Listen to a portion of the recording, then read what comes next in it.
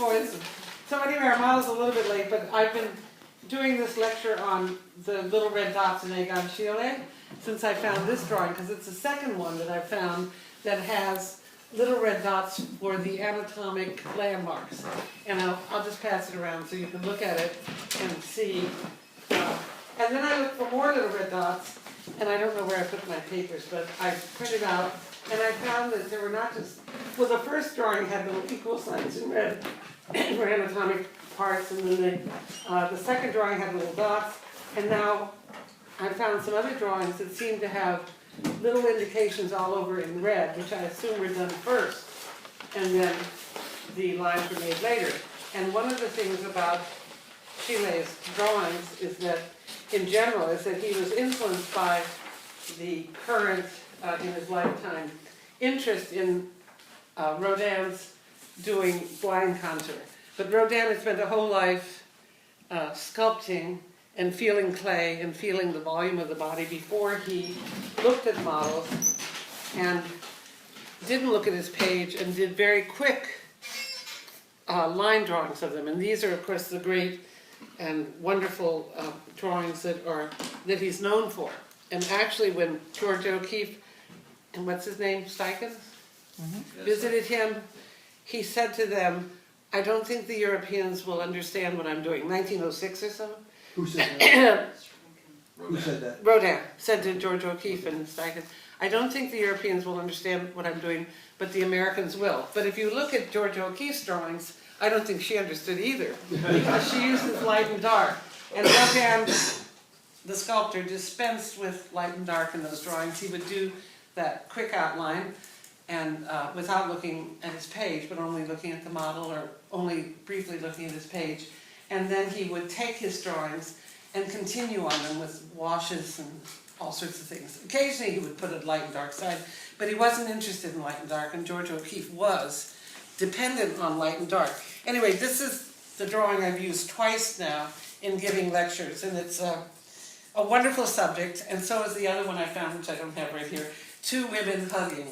So Schiele in, 1915 or so, was a bit ahead of his time in terms of the subject matter, but certainly a part of his times in terms of his understanding of anatomy and structure of the human body.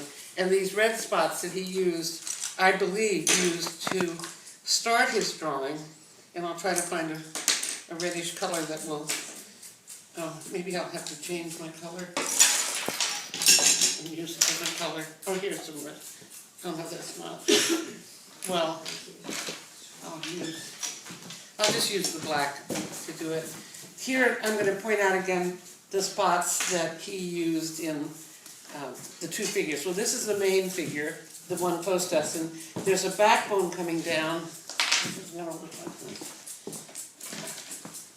The backbone is chopped in the same way that I suggest that people chop the different vertebrae that are coming down, and several of them are made red. The seventh cervical and maybe the second or third thoracic. And that line is stopped by an arm, which is coming across the main figure, and the elbow is there. So we can imagine he started with the back, put the elbow in, and then continued the back, and ended the rib cage here with, oh, thank you, great, I can use the red. Okay, so there's a red here, and a red here, and a red at the elbow, just where the elbow is bending. And then there's a red at some spot here. I'm not exactly sure what that is.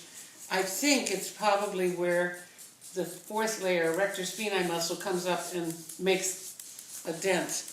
And then there are the two points where the ilium meets the sacrum and the bottom of the sacrum, so you have a triangular form there, and then the two sit bones, which are your ischial tuberosities. So far, two sit bones at an angle, two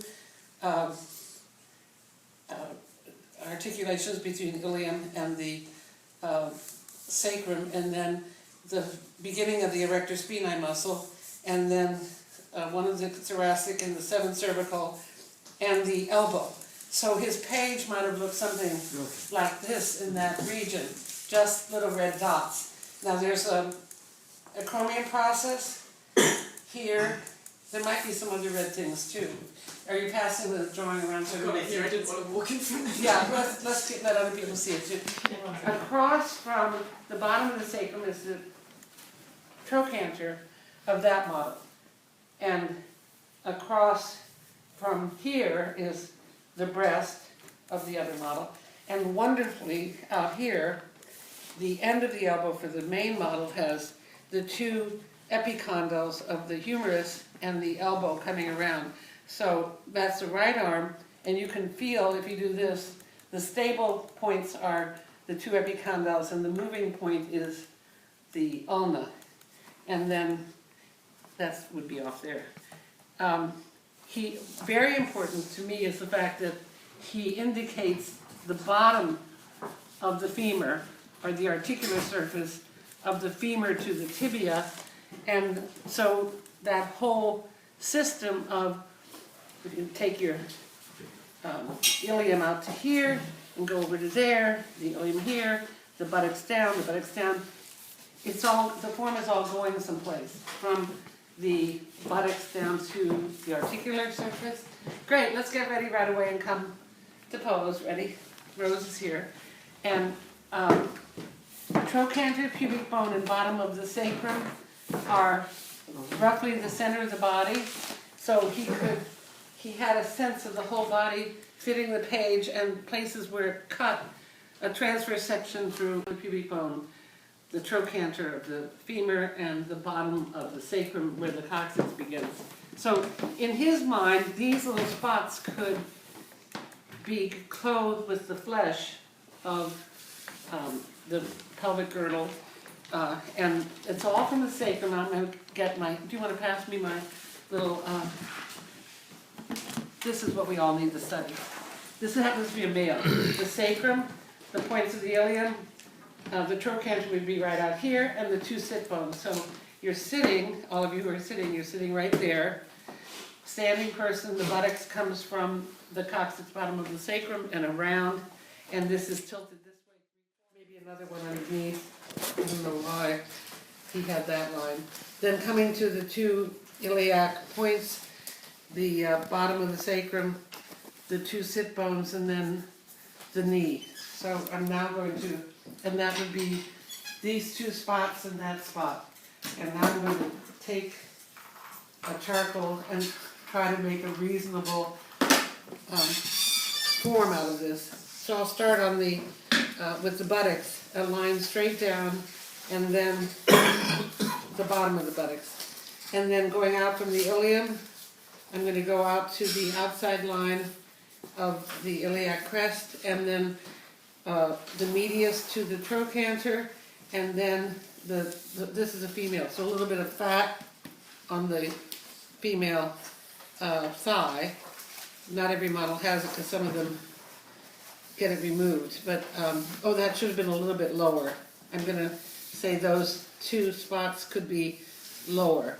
Because the ham, what I call the ham, that is the buttocks and the thigh down to the knee, is and from the iliac crest down, those two hams need to be a fourth of the length of the body plus a little bit extra, because the femur is a fourth of the length of the body. So let's assume that that goes there. Now, the rib cage is going to have to be narrower than the iliac crest, so I'm going to, I made a few lines for the bottom of the kind of bottom of the rib cage, the probably the 11th rib. So I'm going to come up to a rib cage that is narrower than the pelvic girdle, and then I'll get the in-between here, and what I have up here, I'll have to have the nuchal ligament go from there to the back of the head.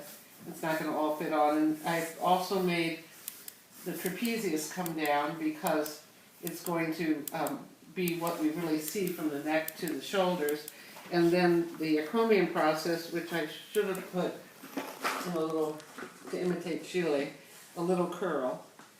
And I hope that now that I've shown you this, whenever you look at Shiele's drawings, you're going to look for these little red spots. somewhere, because he obscures them with the watercolor and the pencil and all that stuff. Now, the muscles come out a little bit here to the deltoid, and the widest part of anyone's body usually is not the fat on the pelvic, on the leg, but the lower part of the deltoid right here, where you can touch somebody without their having a big fit, supposedly, or turning you in or anything like that. Yeah, it'll happen. So that's the Shiele idea, and this would fit right in here, right? So it's very important that you draw this, look at it, look at how organic it is, and realize that in real life, all these organic bony forms are tied together as though they're a Christo sculpture. This point to that point, this point to that point, they're just ligaments all over the place. I'll try to get a picture of that for the next break.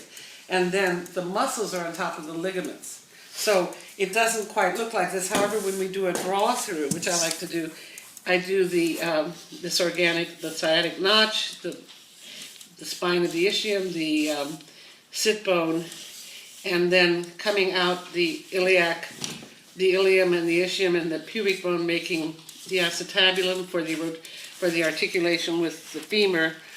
So and the triangular sacrum being here, that should have gone up higher actually. And then all these lumbars really don't show up that much until the second lumbar has the depression for the fourth layer muscle, rectus spinae muscle. That's time, right? Right now. 5, 4, 3, Huh? 2, 1. The body. And just beneath and above are articular surfaces for the vertebra above and below. The vertebra above would be articulating here, and the vertebra behind and the vertebra below would be articulating there. And then, I should put it this way, above and below, and then a form called pedicle, or the foot path out to the transverse processes, and those are broken off on this, but they're the ones that, the things that stick out to the side, transverse, process being a bone growth that grows to an indeterminate size. Transverse process has two parts, a costal part or rib part and a transverse part, and there's a hole in the middle, or foramina, for the passage of the vertebral artery. Then there's an opening for the spinal cord in here, and then a lamina, or a wall down to the bifid, or two-pronged spinous process. In the cervical area, there are bifid processes. So I have the body, the large opening, foramen, the two articular surfaces for above and below, the transverse processes with the foramina in it, and there's one part that you can't see, and you'll see it from the side, and that's the opening for exiting nerves. So when we do the side view of this pelvic girdle, starting with this lumbar, which is distinct in some ways, it would articulate like this, and it would have between the two bodies, it would have, as they all have, fibrocartilaginous disc. So here's the fifth one, and it's tilted so that it's larger in front and smaller in back, so that this sacrum tilts, and you'll always see that in everybody's body. The backbone comes down, and then there's a little tilt where the sacrum comes out again. And then there's a kind of opening at the pedicle for the exit of nerves, and then there's an articular surface to go with the sacrum below, an articular surface to go with the vertebra above. There's a transverse process and a spinous process poking out. And these are large, rugged type vertebrae, very much contrasting with the delicate, lacy quality of the cervical vertebrae. Now here's the intervertebral disc, and then we go to 4, 3, 2, and 1, and the discs are in here, and the openings are here here, here, here, etc. So we have 5, 4, 3, 2, 1, and then we'll get the rib vertebrae, and I have here the 11th and 12th. Here's the 12th one, it's a transitional one, it looks rugged, and the 11th one is not so rugged and more typical of the rib vertebrae. And how you know it's rib is that you see the surface for the rib to articulate on the body. Actually on, trying to think, I guess both bodies, usually bones articulating between two bones or the fusion of two bones. And so the 12th rib is coming out here, the 11th rib is coming out here, and you can see the character of the rib vertebrae with the spinous process turning down so that one can rotate in the rib area, whereas the 12th one is more rejecting of rotation, because you can't rotate when you're carrying a lot of weight in the middle of carrying all the weight from the top of the body. So the lumbars just allow you to flex and extend and laterally bend, but they don't allow any kind of rotation. And you can see the transverse processes are kind of ruggedly rough to the 12th, from the 12th down, but the 11th has that tiled form. So I'll pass these around for you to see with the, and put the 5th lumbar on this. Oh, this is an anomaly. The first of 5 fused vertebrae did not fuse totally. So this is an anomaly. It really should be quite smooth in here, but it isn't. So it's an imperfect